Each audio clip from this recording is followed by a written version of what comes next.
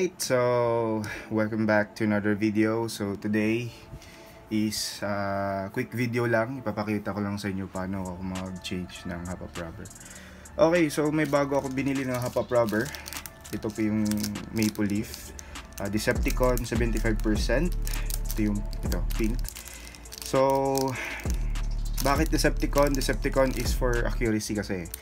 So si QB naman, indoors naman nilalaro namin. So short range lang.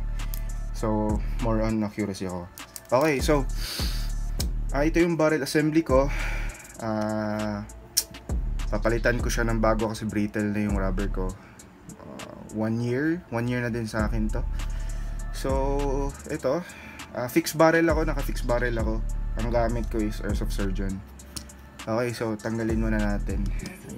Kuha muna tayo ng tanggal.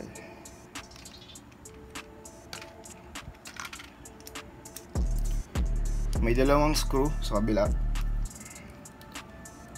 Tanggalin lang.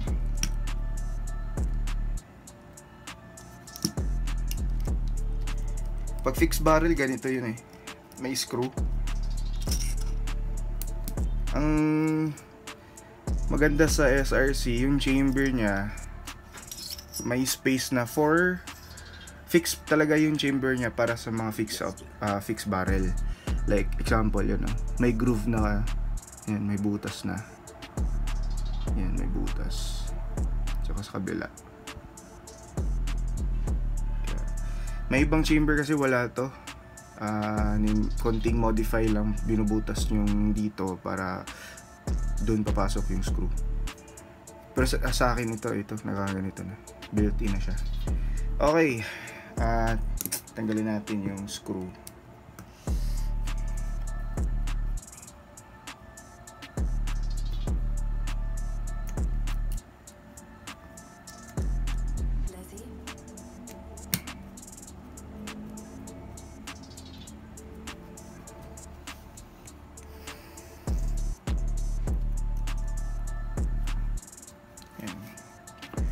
So ito yun na yun. Tanggalin muna natin yung arm. Ito. Kunin ko muna yung eye key. Saan ba yung eye key?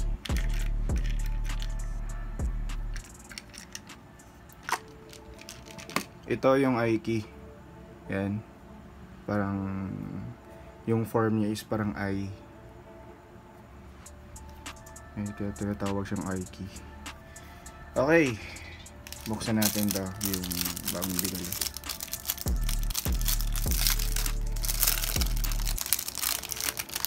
Pag binili nyo to, dalawang item na sa loob. Yung rubber, yung bucking, and yung metal. Ang tawag nito naman is C-ring. Ito yung nagsiseal sa kumakapit siya sa inner barrel nyo para yan, sinisil niya yan, kaya tawag C-ring. Okay, pasok yan, papasok ng C-ring. Ito yung old ko na maple leaf na pink. Ito siya, yan siya. Ito yung bago, di ba? Ang layo ng kulay. Tagal na sa akin to eh. Pero okay pa. Kaso konting na, hindi na siya nagbibigay ng hap. Kaya sobrang soft na. Ito yung bago. Tigas. Diba? Brown. Color brown na. Itong C-ring, paano ilagay? Ganun lang.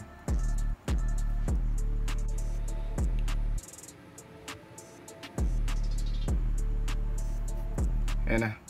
Ayan siya. So, balik natin.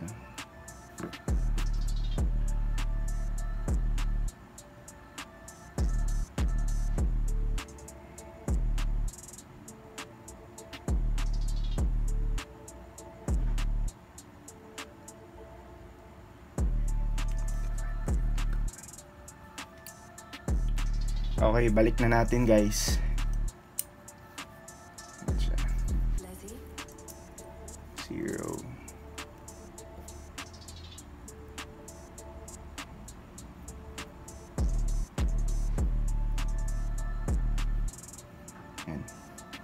Ganyan lang paglagay. Nilagay ko yung i-key sa arm, tapos sabay ko ganun. Pero isi-set ko muna ng 0 yung wheel para abot ng arm. Tapos kunin mo yung kabila chamber. Tapos ganun lang. Move forward, backward kung may gap. Okay na. Lock.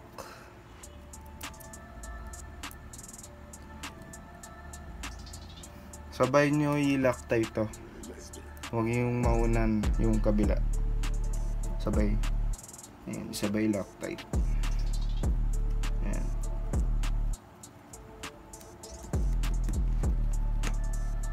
Okay. Okay.